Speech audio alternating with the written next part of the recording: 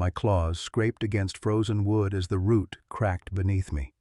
15 feet of empty air separated my body from the rocks below, and I'd accepted this was how I would die, alone, hanging from a cliff in Wyoming's brutal winter. 12 years I'd survived. 12 years since they shot me, since Storm died in the trap, since our pups were poisoned. The exile from my pack 2 years ago should have killed me then, but I'd persisted, stubborn and broken. The root split further. Ice bit through my gray fur. I closed my eyes, remembering Storm's silver coat under moonlight, our pups nursing the power I once had.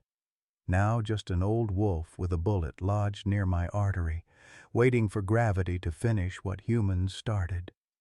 Then I smelled him. Gun oil, sweat, and something unexpected. Grief that matched my own. A man's voice cut through the wind. "Hold on!" I opened my eyes. Above me, a human was descending on a rope, coming to help, not kill. Impossible. The root gave its final crack. Leave a like and share your thoughts in the comments along with the city you're watching from now. Let's continue with the story. My name wasn't always Shadow. The researchers who tagged me when I was young called me Alpha, back when I led a pack of 9 across these mountains, back when I was strong. That was before the rancher's bullet found my right hind leg 3 winters ago. I'd killed his sheep.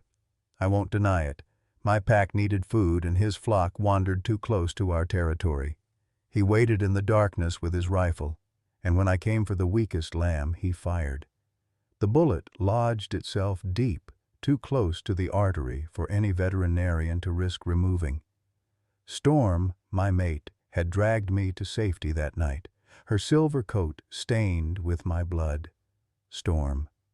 Even now, 5 years after the hunters took her, I can smell her scent on the wind, pine and snow, and something uniquely hers. She died in a leg trap while I tore at the metal trying to free her. By the time I gnawed through my own leg enough to escape and get help, she was gone. Our 4 pups were 6 months old then. Old enough to survive without their mother, I'd thought. I was wrong. The ranchers poisoned them 2 weeks later, laced meat left near our den. I'd been out hunting trying to feed my family alone. When I returned, all 4 were convulsing in the dirt. I could only watch as the light left their eyes, one by one. After that, I became the wolf the humans feared. Desperate, unpredictable, willing to take risks no sane alpha would take. The younger males in my pack sensed my weakness. 2 years ago, a 3-year-old male named Claw challenged me for leadership. With my injured leg, I couldn't win. He drove me out, and I've been alone since. 12 years old is ancient for a gray wolf in the wild. Most of us die by 6 or 7. I should have died a dozen times over, from the bullet, from starvation, from the brutal Yellowstone winters. Yet here I was, still breathing, still fighting, until today. Until that cliff edge, that sheet of ice hidden beneath fresh snow, that moment when my bad leg buckled and sent me tumbling into empty air. The human descending toward me smelled different from the rancher who shot me, different from the hunters who'd killed Storm. This one carried sadness like a second skin. This one was broken too.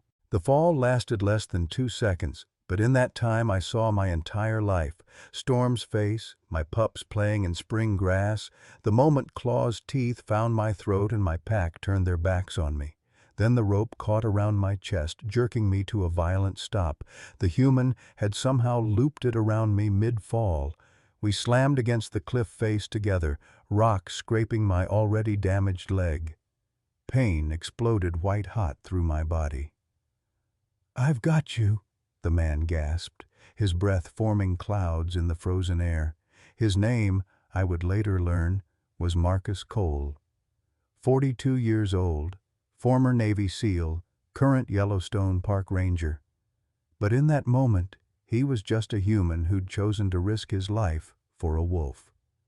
My instincts screamed at me to bite, to fight, to escape. Every human I'd encountered had brought death, to Storm, to my pups, to my mother 10 years ago when I was barely 2 years old. The scent of gun oil on this man's clothes should have terrified me.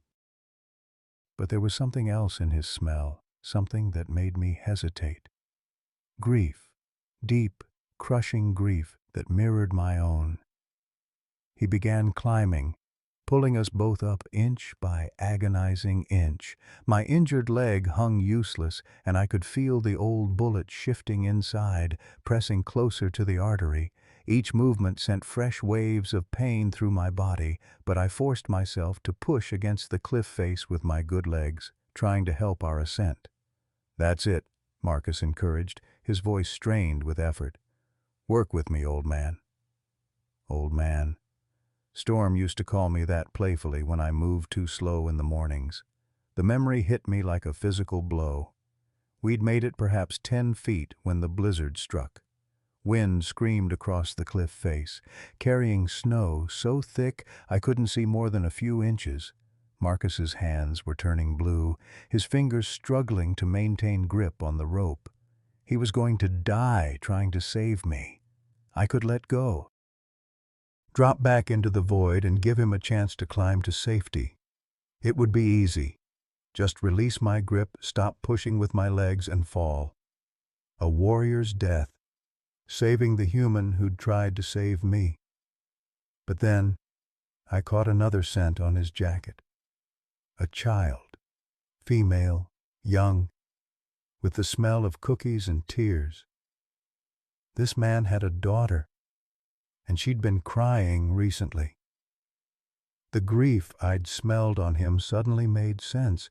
He'd lost someone too, someone precious. If I let go, if I died here, what would that loss do to him? Would it break him the way Storm's death had broken me? I pushed harder against the rock. Marcus's right hand slipped. For a terrifying moment we swung wildly, spinning on the rope. His left hand held firm, barely. I saw the tendons standing out in his wrist, saw the scars that covered his forearms. This man had survived battles I couldn't imagine. He wasn't going to let go. Neither was I. "Almost there," he grunted, though I could hear the lie in his voice. We were still 5 feet from the top, and his strength was nearly gone. His hands were shaking now, and not just from the cold. I recognized that tremor. I'd seen it in Storm when she was dying, the body's last desperate fight against shutdown. Then his boot found a small ledge. He used it to push upward, gaining precious inches. I scrabbled against the rock, my claws finding purchase in a crack. Together, moving as one, we fought our way up that final stretch. When we finally crested the edge and collapsed onto solid ground, Marcus lay on his back, gasping. His hands were bleeding, frostbitten and torn. He should have been worried about himself, about the blizzard, about getting to shelter before hypothermia set in. Instead, he rolled toward me. "You okay, boy?" I was a 12-year-old wolf with a bullet in my leg, claw marks from the bear I'd fought last summer, scars from countless battles, and I'd just nearly died. But as I looked at this broken human who'd risked everything to save me, I realized something. I wasn't alone anymore, not in that moment. I placed my head against his chest, felt his heartbeat through his thick ranger jacket. Fast, frightened, but steady, alive. He wrapped one bleeding hand in my fur. "Let's get you somewhere warm." That's when I made my choice. Not just to survive, but to trust. I woke up in warmth for the first time in 2 years. My eyes opened to unfamiliar walls, wooden planks, a concrete floor, the smell of motor oil and old hay, a shed of some kind. My body lay on a pile of blankets, soft and clean, nothing like the frozen ground I'd grown accustomed to. The pain in my leg had dulled to a throb, and someone had wrapped my paws in white bandages. Panic surged through me. I tried to stand, but my injured leg buckled immediately. The bullet had shifted during the climb. I could feel it pressing harder against something vital inside me, each heartbeat sending a pulse of warning through my body. The shed door opened. I bared my teeth, a growl building in my throat. But it wasn't Marcus who entered. It was a child. She couldn't have been more than 11 years old, with red hair pulled back in a messy ponytail and freckles scattered across her pale face. This was the source of the scent I'd caught on Marcus's jacket, cookies and grief and something else I couldn't quite name. She wore an oversized sweatshirt with a faded picture of wolves on it. "Hi," she said softly, not moving from the doorway. "I'm Emma. My dad saved you." I stayed low, ready to run if my leg would allow it. Every instinct screamed that humans and wolves don't mix, that this kindness was a trap, that she would hurt me like all the others had. Emma sat down cross-legged in the doorway, making no move to approach.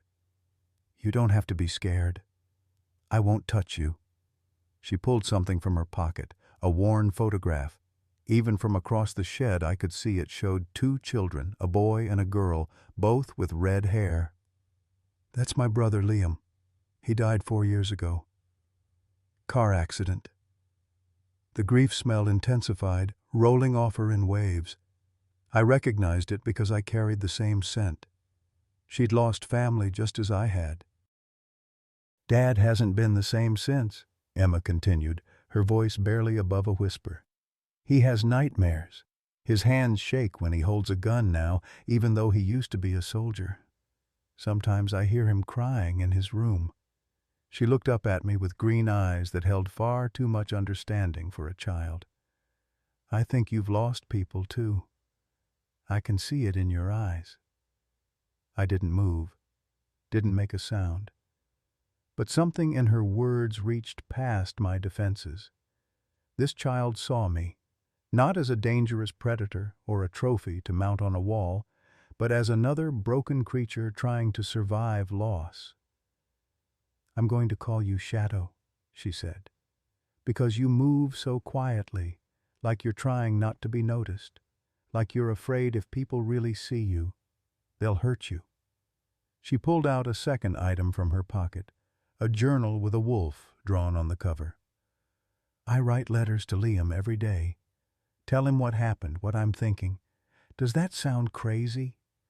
I tilted my head slightly. In my own way, I'd been doing the same thing, howling to Storm in the darkness, telling her about my day, asking her what I should do. Dad thinks I should stop. The school counselor says it's unhealthy attachment to the deceased. Emma's voice took on a bitter edge. "But they don't understand. Just because someone's gone doesn't mean you stop loving them." She was right. Storm had been dead for 5 years. But I still looked for her silver coat in every pack I encountered. I still listened for her howl in the wind. Emma stood up slowly. "I'm going to leave now. There's food in that bowl," she pointed to a metal dish near the wall, "and water in the other one. Dad will check on you later, but I asked him to give you space. You need time to decide if you trust us." She moved toward the door, then paused. "Shadow, my mom left us after Liam died. She said it hurt too much to stay. She remarried some guy in California and barely calls anymore." Her voice cracked. "So I know what it's like when your pack abandons you." The door closed softly behind her. I was alone again, but the shed didn't feel like a cage. It felt like shelter, a choice, not a prison. I could smell the food Emma had mentioned, raw chicken, fresh and unspoiled.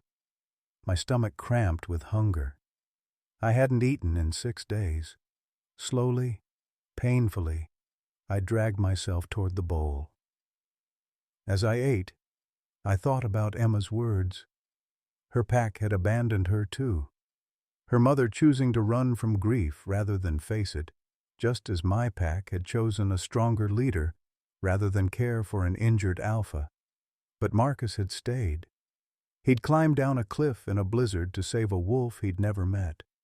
And Emma, this strange, sad child, had sat with me and shared her grief as if it were a gift. Through the shed's small window, I could see the main house. Marcus stood at the kitchen window watching the shed. His hands were bandaged now, wrapped in white gauze that matched my paws. He raised one hand in a small wave, though he couldn't possibly see me in the darkness. I didn't wave back. Wolves don't have hands. But I stopped growling. It was a start. The days blurred together in a haze of healing and watching. On the second morning, a woman arrived at the shed. She moved with the careful confidence of someone who'd spent years around injured animals, carrying a black medical bag that smelled of antiseptic and rubber gloves. Her brown hair was pulled back in a tight bun, and she wore dirt-stained jeans beneath her veterinary coat. "Shadow," Marcus said from the doorway, using Emma's name for me as naturally as if it had always been mine. "This is Dr. Sarah Bennett. She's going to take a look at your leg." I pressed myself into the corner, growling low. The last time I'd been this close to a veterinarian was when they'd tried to remove the bullet 3 years ago. Before deciding it was too dangerous, they'd sedated me, poked and prodded, then sent me back to the wild with a death sentence lodged in my flesh. Sarah knelt down slowly, 10 feet away from me. "I'm not going to hurt you," she said quietly. "But I need to see that leg. The wound from the cliff is infected." She was right. I could smell it myself. The sickly, sweet odor of rot setting into the gashes across my right haunch where I'd scraped against the rocks during the rescue. Without treatment, infection would kill me faster than the bullet. Emma appeared beside Sarah, settling onto the floor cross-legged. "It's okay, Shadow. Dr. Bennett helped me when I broke my arm last year. She's nice." The child pulled out her journal and began sketching, acting as if she had nowhere else to be.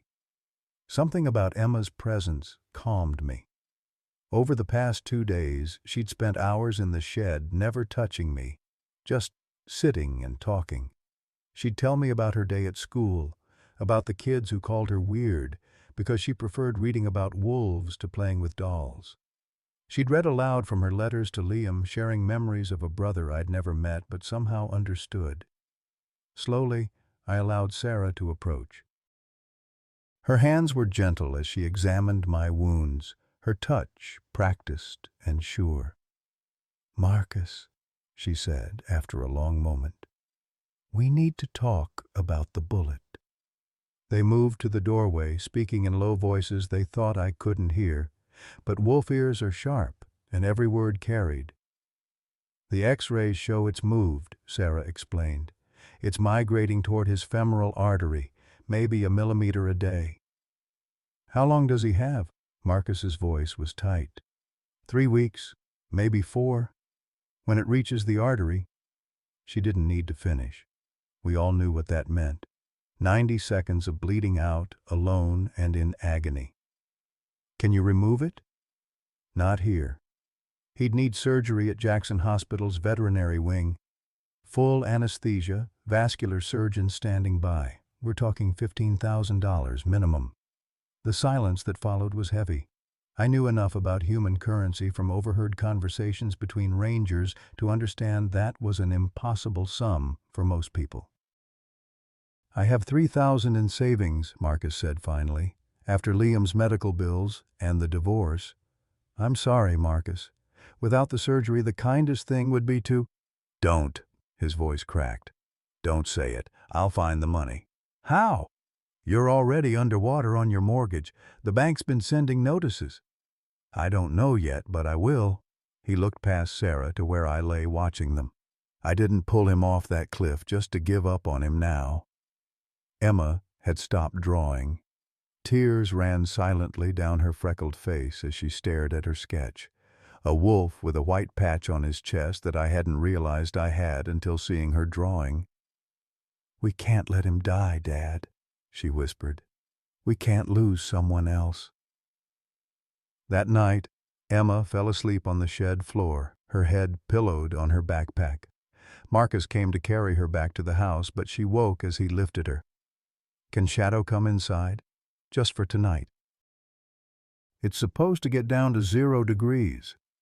Marcus hesitated, and I could smell his uncertainty. Bringing a wild wolf into his home violated every regulation he'd sworn to uphold as a park ranger. But Emma's pleading face won out over protocol. Just for tonight, he agreed. The house was smaller than I'd expected from the outside, but warm. A wood stove crackled in the corner of the living room, filling the space with blessed heat. Emma led me to her bedroom, a small space dominated by posters of wolves and a bookshelf crammed with field guides. She settled into bed, then patted the floor beside her. "You can sleep here if you want." I curled up on the rug, my damaged leg stretched out to ease the constant ache. Emma's breathing gradually slowed and deepened as she drifted off. I should have stayed alert, watching for danger, but the warmth and the soft sound of her breathing pulled me toward sleep. Then Emma started screaming. I was on my feet instantly, ignoring the pain shooting through my leg. Emma thrashed in her bed, tangled in sheets, her face twisted in terror. "Liam! Liam! No!" Marcus burst through the door, but I was already there. I placed my head on Emma's bed as close to her as I could get without climbing up. Some instinct I didn't understand made me whine softly, the way Storm used to when comforting frightened pups. Emma's eyes flew open, unfocused and wild.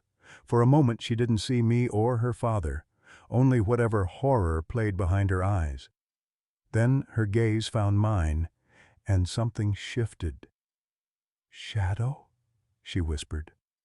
I whined again, pressing my muzzle against her hand where it gripped the sheets. Emma's breathing slowed. Her fingers unclenched, then slowly, carefully, moved to rest on my head. It was the first time she'd touched me. Her hand trembled, but she didn't pull away. "I dreamed about the accident again," she told Marcus, who stood frozen in the doorway. "We were late to Liam's baseball game. You were driving fast and there was a deer in the road and—" Her voice broke. Marcus's face went white. "Emma, that's not—" "I know it's not how it really happened," she interrupted. "I know it was a truck that ran a red light, but my brain keeps changing the story, like if I can find something we did wrong, I can fix it." I understood that feeling. I'd replayed Storm's death 1,000 times, wondering if I'd been faster, stronger, smarter. Could I have saved her? The answer was always no, but that didn't stop the wondering. Marcus sat on the edge of Emma's bed, his own hands shaking. "I have the same dreams," he admitted.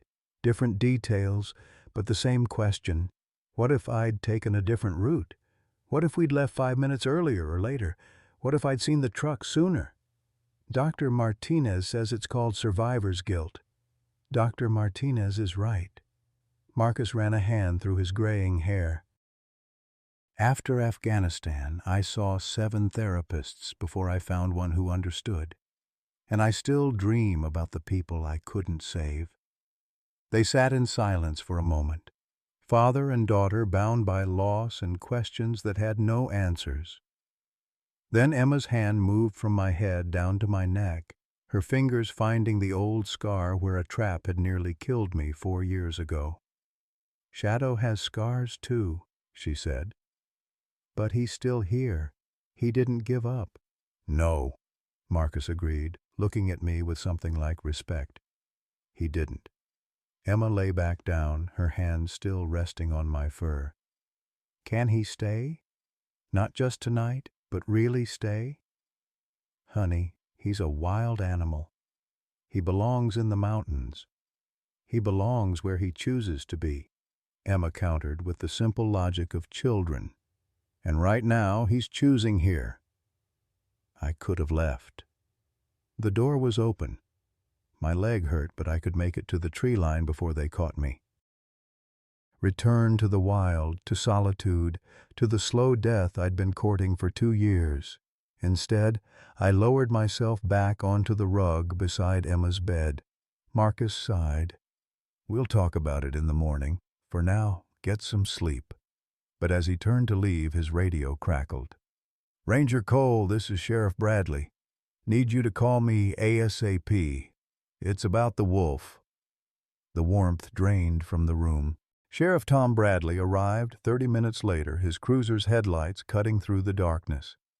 I watched from Emma's bedroom window as Marcus met him on the porch, their breath forming clouds in the freezing air. Emma pressed against the window beside me, her small hand finding my neck. "It's going to be okay," she whispered, but I could smell the fear on her. The men's voices drifted up through the floorboards. "Marcus, I got 3 complaints today about you harboring a wild wolf," Sheriff Bradley said. He was a heavy-set man in his 60s with kind eyes that didn't match his official tone. "Wyoming law is clear. 30 days maximum for wildlife rehabilitation, then the animal goes to a licensed sanctuary or gets released back to the wild. He's injured, Tom. He can't survive in the wild right now. Then he goes to a sanctuary. There's one in Montana that'll take him. They're at capacity. I already called. Wait list is 6 months. The sheriff sighed heavily. "Oh, then you know what the alternative is. Euthanasia. They were talking about killing me because I didn't fit neatly into their human laws. Give me the 30 days, Marcus said. Let me get him healthy enough for release. And if you can't, that bullet Sarah mentioned, if he's dying anyway, the humane thing, 30 days, Tom. That's all I'm asking." A long pause. Then, "You've got until January 13th. After that, if he's still here, I have to enforce the law. I'm sorry, Marcus, but my hands are tied." The cruiser pulled away, leaving Marcus standing alone on the porch. Through the window, I watched him lean against the railing, his shoulders shaking. He wasn't crying. Soldiers don't cry, Emma had told me. But he was close. Emma ran downstairs. I followed, my legs screaming with each step. "Dad?" Marcus straightened quickly, wiping his face. "It's fine, sweetheart. We've got 30 days to figure this out." 30 days for what? Shadow can't leave. He's family now. Emma? Marcus's voice broke. He's not family. He's a wild animal. And I broke about 15 regulations by bringing him home. If I lose my job, we lose the house. We lose everything. So we just let them kill him? I didn't say that. Marcus knelt down to Emma's level. But we have to be realistic. The surgery costs $15,000. Even if I could raise that money, where would we get it? I'm already 6 months behind on the mortgage. The bank's threatening foreclosure. I hadn't understood the full extent of Marcus's financial troubles until that moment. He'd saved me knowing he couldn't afford to. Had risked not just his life on that cliff, but his daughter's home, her stability, her future. The weight of that realization settled over me like fresh snow. Emma's face crumpled. "This is my fault. If I hadn't asked you to save him—" "No!" Marcus pulled her into a fierce hug. "Don't you dare think that! Saving Shadow was the first right thing I've done since Liam died. I don't know how to make the rest of it work." They held each other in the dim kitchen, and I understood then that humans grieve differently than wolves. We howl our pain to the sky and move forward because we must. Humans carry their dead with them everywhere, the weight growing heavier with each passing day. The next morning, Sarah returned with news. She'd started a fundraiser at her veterinary clinic, telling Shadow's story to anyone who would listen. By noon, they'd raised $400. "It's a start," she said, though her eyes showed she knew it wasn't nearly enough. Emma had her own plan. She'd listed every toy she owned on an online selling site, pricing each item at $1 or $2. When Marcus found out, he'd tried to stop her, but Emma was her father's daughter, stubborn as Wyoming winter. "Shadow needs this more than I need toys," she'd said simply. By day 10, they'd raised $7,000. People from across the county had donated, some just $5, others $100.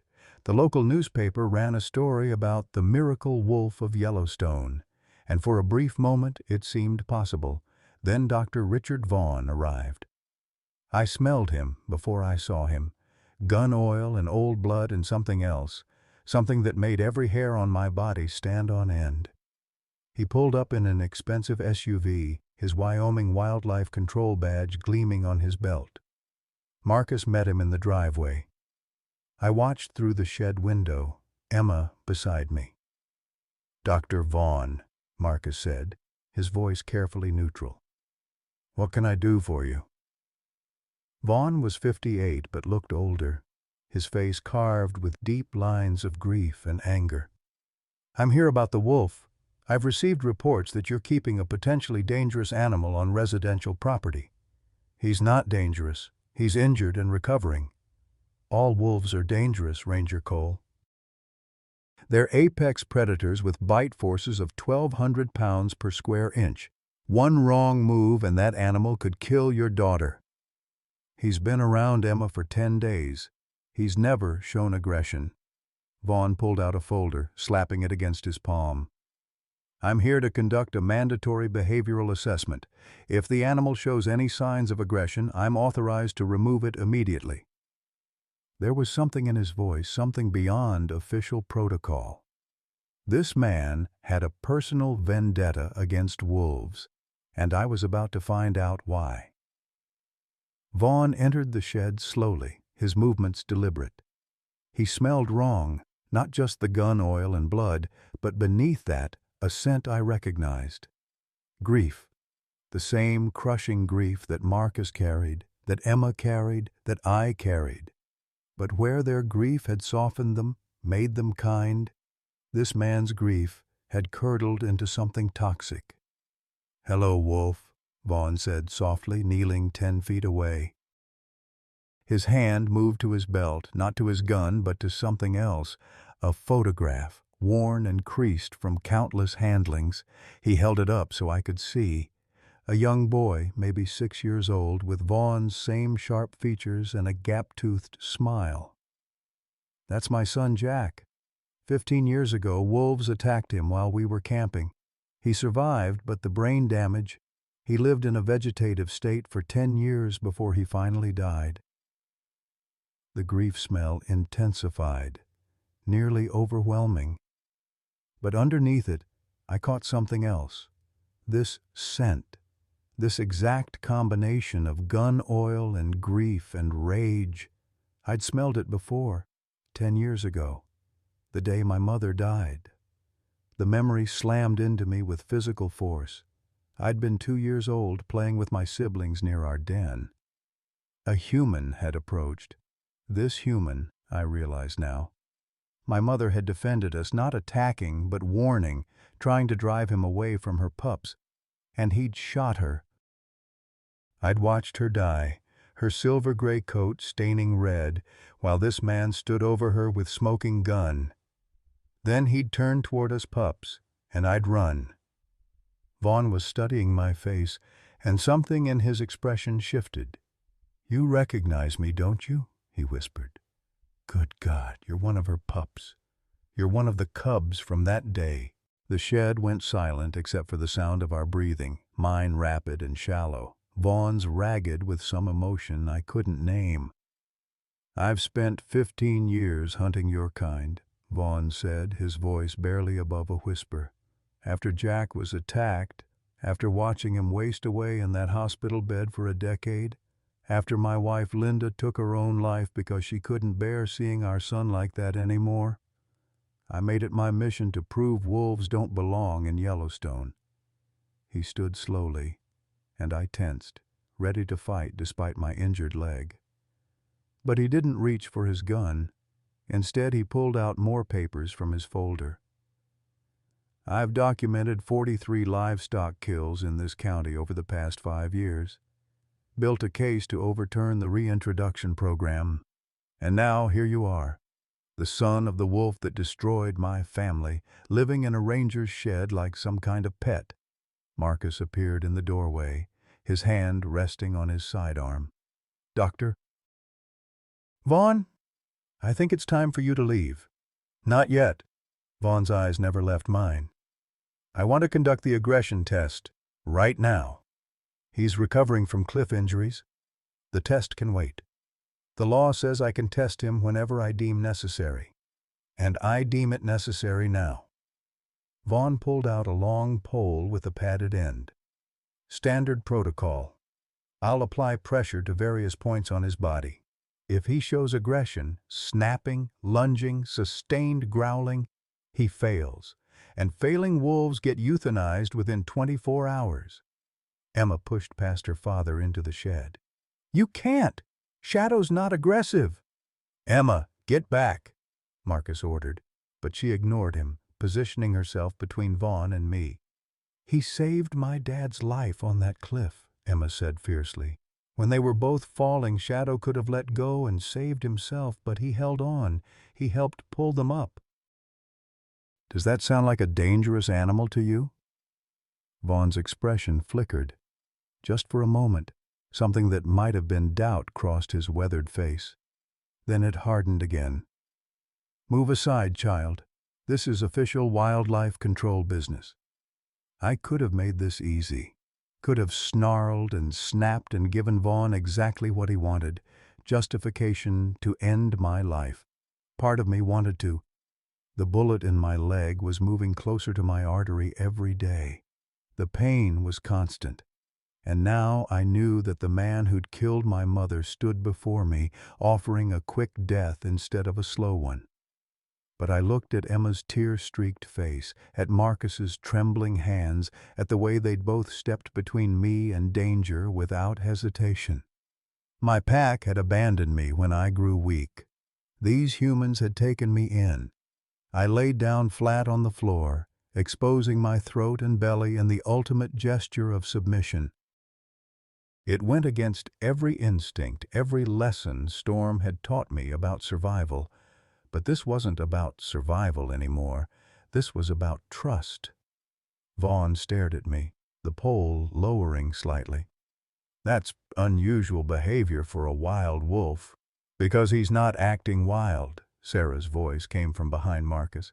She'd arrived without anyone noticing, her veterinary bag in hand. He's acting like a wolf who understands he's safe.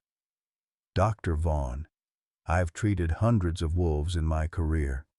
The aggressive ones don't expose their vulnerable areas. They defend them.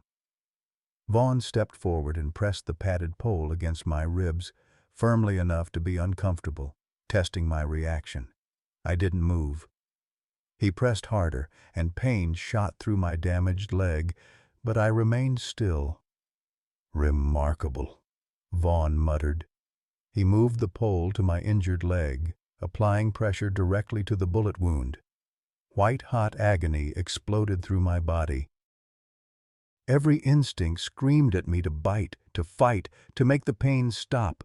Emma's hand found my head, her fingers gentle in my fur. It's okay, Shadow. It's almost over. I focused on her touch, on her voice, on the trust in her eyes. The pain didn't matter. Vaughn's hatred didn't matter. All that mattered was proving that mercy could exist between species, that grief didn't have to turn into rage, that broken things could still choose kindness. After what felt like hours, but was probably only minutes, Vaughn withdrew the pole. His hands were shaking. Well? Marcus demanded. Did he pass? Vaughn's face had gone pale. He stared at his hands as if seeing them for the first time, then looked at me still lying submissive on the floor. Yes, he passed. No aggression displayed. He turned and walked out of the shed without another word, leaving his folder of documentation scattered across the floor. Sarah knelt beside me, checking my leg where Vaughn had pressed. You're bleeding again. That test reopened the wound. But I barely felt it, because for the first time since Storm's death, I'd won a battle not with teeth and claws, but with trust. Vaughn didn't come back the next day or the day after that, but his silence felt worse than his presence. Emma spent hours at the window watching the road, while Marcus made phone call after phone call, trying to scrape together the remaining $8,000 we needed for surgery. The bullet was moving faster now. Sarah confirmed it during her daily visits, 2 millimeters in 3 days instead of 1. At this rate, I had maybe 2 weeks before it reached the artery. On day 15, Emma came to the shed with tears streaming down her face. She was clutching her phone, and I could smell the sharp tang of fresh grief on her. "Mom called," she said, collapsing beside me. "She heard about the fundraiser. She said she and her new husband could give us the money we need." I waited, sensing there was more. But only if I agreed to spend summers in California with her. Split custody. Emma's hands twisted in my fur. Dad told her no. Said we'd find another way. "But Shadow, there is no other way. We've only raised $7,200 and the deadline is in 15 days. She buried her face against my neck, her whole body shaking with sobs. "I don't want to leave Dad. He needs me. But I can't let you die either. What am I supposed to do?" I didn't have an answer. In the wild, survival meant making brutal choices. Abandon the weak, save yourself, keep moving forward. But these humans had taught me something different. They'd shown me that sometimes the strongest choice was staying, was sacrifice, was choosing someone else's life over your own comfort. Emma had already made her choice. I could smell the determination underneath her grief. That night, I heard her on the phone with her mother. "Okay," Emma whispered. "I'll come for summers, but you have to send the money now. Today." Marcus found out the next morning when Catherine's check arrived, $8,000, more than enough to cover the surgery. He stood in the kitchen holding the check, his face gray. "Emma, what did you do?" "What I had to." Emma's voice was steady, but I could see her hands shaking. "Shadow needs this surgery, and we couldn't get the money any other way." "So you sold yourself? Agreed to spend half the year with a woman who abandoned you?" "She's still my mother." "She gave up that right when she walked away." Marcus's voice cracked, and suddenly he was crying, the soldier's composure finally shattering. "You shouldn't have to sacrifice yourself for a wolf. You shouldn't have to sacrifice yourself for anything." "You did?" Emma said quietly. "You climbed down a cliff in a blizzard. You spent every penny you had. You risked your job, our home, everything, for Shadow, for me, because that's what family does." Marcus pulled her into his arms, and they stood there holding each other while I watched from the doorway. The check lay on the kitchen table, a piece of paper that represented both salvation and loss. But salvation came with complications. 2 days before my scheduled surgery, Sheriff Bradley returned. This time he wasn't alone. 3 state wildlife officers accompanied him, their vehicles blocking the driveway. "Marcus, I'm sorry," the sheriff said, his weathered face genuinely pained. "Dr. Vaughn filed a formal complaint with the state. Claims you violated wildlife rehabilitation protocols, that the wolf poses a public safety risk, and that you've been soliciting donations under false pretenses." "False pretenses? Everything we've said about Shadow is true." "Vaughn's claiming the wolf's injuries are too severe for successful rehabilitation. That you're raising money for a surgery that won't work. That the animal should be humanely euthanized now, rather than put through unnecessary suffering." One of the state officers stepped forward, a woman in her 40s with cold, professional eyes. "We're here to remove the animal for evaluation. If our veterinary team determines surgery is viable, you can proceed. If not, the wolf will be euthanized within 48 hours. "No!" Emma positioned herself in front of the shed door. "You can't take him." "Young lady, move aside. This is state business." "He's scared of strangers. If you take him, put him in a cage, poke him and prod him while he's terrified. He'll fail your evaluation. You'll say he's aggressive and kill him." Emma's voice rose. "Please, the surgery's scheduled for tomorrow. Just give us one more day." The officer's expression didn't change. "I have my orders. The animal comes with us now." That's when Vaughn's SUV pulled into the driveway. He emerged slowly, looking like he hadn't slept in days. His expensive suit was rumpled, his eyes red-rimmed. He walked past the state officers, past Marcus and Emma, straight to where I stood in the shed doorway. "I need to tell you all something," Vaughn said, his voice hoarse. "And I need you to hear me out before you respond." He pulled out his phone, fingers shaking as he navigated to a video. "After I left here 3 days ago, I couldn't sleep. Kept thinking about that wolf, about how he didn't fight back during the aggression test. So I went through my old files. Found the incident report from the day my son was attacked." He held up the phone, showing a scanned document. "I'd convinced myself that wolves attacked Jack unprovoked, that they were monsters. But I actually read the ranger's report for the first time in 15 years. And it says," his voice broke, "it says Jack wandered away from our campsite, found a wolf den, picked up one of the pups." Emma gasped. Marcus went very still. "The mother wolf was defending her babies," Vaughn continued. "She didn't attack Jack. He fell into a ravine trying to run away, hit his head on a rock. The brain damage was from the fall, not from any bite. The rangers found him unconscious at the bottom of a 12-foot drop. And the wolf, the mother wolf, she was trying to keep him warm until help arrived." Tears streamed down his face. "I killed her for trying to save my son. Then I spent 15 years destroying her species out of misplaced revenge.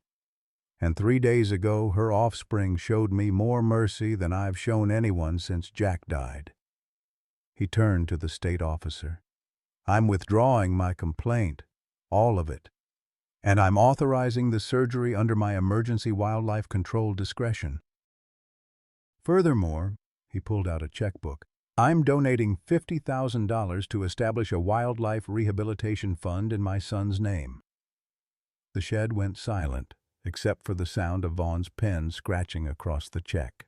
The surgery took place the next morning at Jackson Hospital's veterinary wing. They wouldn't let Marcus or Emma stay, liability issues, the surgeon said, but Vaughn was allowed in as the authorizing wildlife control officer.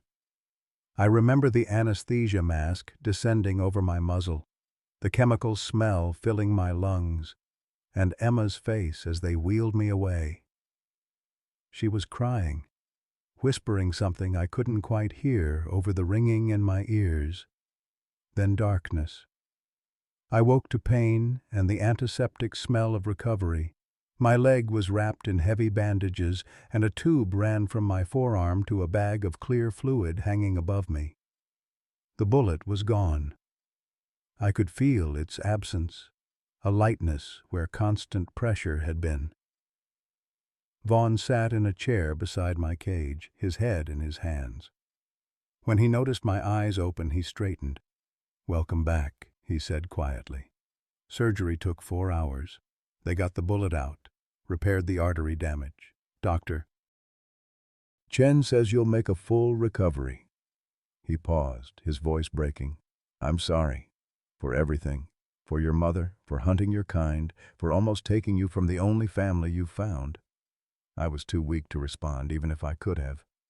But I watched him, this broken man who'd spent 15 years in the wrong kind of grief, and I understood something profound. Humans and wolves weren't so different. We both loved fiercely. We both mourned deeply. And we both could lose ourselves in pain if we weren't careful. Emma and Marcus arrived an hour later, having driven through the night from Yellowstone. Emma's face appeared above my cage, tear-streaked and exhausted, and radiantly happy. "You made it," she whispered. "Shadow, you made it." 3 months passed. The bullet was gone, but the limp remained, a permanent reminder of everything I'd survived. I didn't mind. Storm had loved my imperfections, and so did this strange new pack I'd found. The state granted Marcus a special permit to keep me as an educational ambassador wolf. Once a week, school children would visit the ranger station and I'd demonstrate wolf behavior while Emma explained conservation. The children weren't afraid of me. They saw a wolf who'd been saved by a human, and it changed how they thought about both species. Marcus's hands stopped shaking. The nightmares about Afghanistan and Liam grew less frequent. He'd started seeing a therapist again, and sometimes I'd hear him on the phone saying things like, "Saving that wolf taught me I could save myself, too." Sarah Bennett came by most evenings. She and Marcus would sit on the porch drinking coffee while Emma did homework at the kitchen table, and I'd sprawl across the porch steps watching the sun set over the mountains. Sometimes Sarah's hand would find Marcus's, and neither would pull away. Vaughn transformed. He established the Jack's Legacy Wildlife Fund with his remaining settlement money and personally led efforts to expand the wolf reintroduction program. He'd visit every Sunday, bringing data from his research and stories about wolves he was tracking. Emma had started calling him Uncle Richard, and the first time she said it, he'd cried.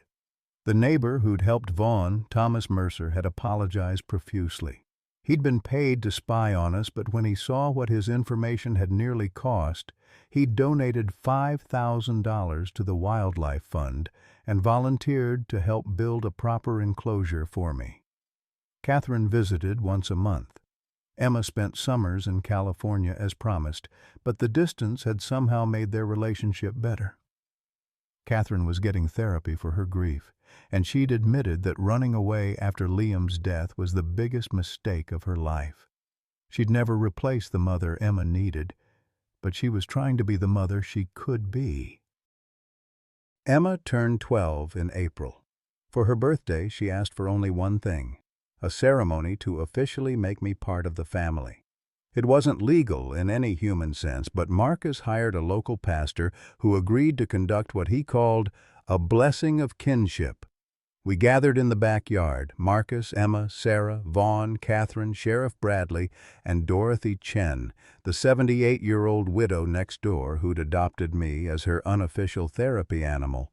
She'd lost her husband 5 years ago and spent most days alone until I started visiting her porch, letting her read to me from her mystery novels. The pastor spoke about different kinds of family, about how love transcends species and circumstance and loss. Emma read from her journal, a letter to Liam. "Dear Liam," she read, her voice steady, "I used to think losing you meant our family was broken forever. But Shadow taught me that family isn't about who you've lost. It's about who you choose to love with whatever pieces of your heart are left. You'd like him, big brother. He's brave and stubborn, and he survived things that should have killed him, kind of like how you were." Marcus placed his hand on my head. "Shadow, you came into our lives when we'd given up on joy. You taught us that saving others starts with being willing to be saved ourselves. You're packed now, forever." I looked around at these faces, human faces that had become as familiar as my old packs had been. Storm would have understood. She'd always believed that love was bigger than territory, stronger than instinct, deeper than blood. That night, as the sun set over Yellowstone and painted the sky in shades of fire, I stood on the porch beside Marcus. Emma was inside doing homework. Sarah was helping her with math, and Vaughn was reading Dorothy one of her mystery novels in the living room. From the distant mountains came a howl, wild and free and achingly familiar. Other wolves calling to each other in the gathering darkness. My old life, still out there, still surviving without me. I could have answered, could have run toward that sound and disappeared into the wilderness where I was born. The permit let me come and go as I pleased. But Emma's voice drifted through the screen door. "Dad, is Shadow coming in?" Movie night starts in 5 minutes, and he always picks the best spot on the couch. I turned away from the mountains and walked inside, where warmth and laughter and something that looked a lot like love waited. Storm used to say that home wasn't where you were born. It was where someone noticed when you didn't come back. I'd come back. Every single day I chose to come back. Because they'd save me from a cliff, and I'd save them from drowning in grief. And in the end, we'd saved each other. Isn't that what family does? Sometimes life breaks us so completely we think we'll never be whole again. We lose the people we built our world around, spouses, children, friends who knew us when we were young. We carry guilt for things we couldn't control, for moments we can't take back, for words left unspoken. Shadow's story reminds us that redemption isn't about erasing the past or pretending the scars don't exist. It's about choosing trust when everything tells us to stay guarded. It's about opening our hearts to unlikely connections, whether with people, animals, or second chances we never thought we deserved. Marcus found purpose again by saving a wolf who'd lost everything. Vaughn discovered that 15 years of hatred couldn't heal what one act of forgiveness could. Emma learned that family isn't about perfection. It's about showing up for each other, broken pieces and all. We're never too old, never too wounded, never too far gone to start again. Sometimes the thing we save ends up saving us right back. Have you ever experienced an unexpected connection that helped heal an old wound? What broken thing in your life taught you the most about resilience? Share your story in the comments below. Your words might be exactly what someone else needs to hear today.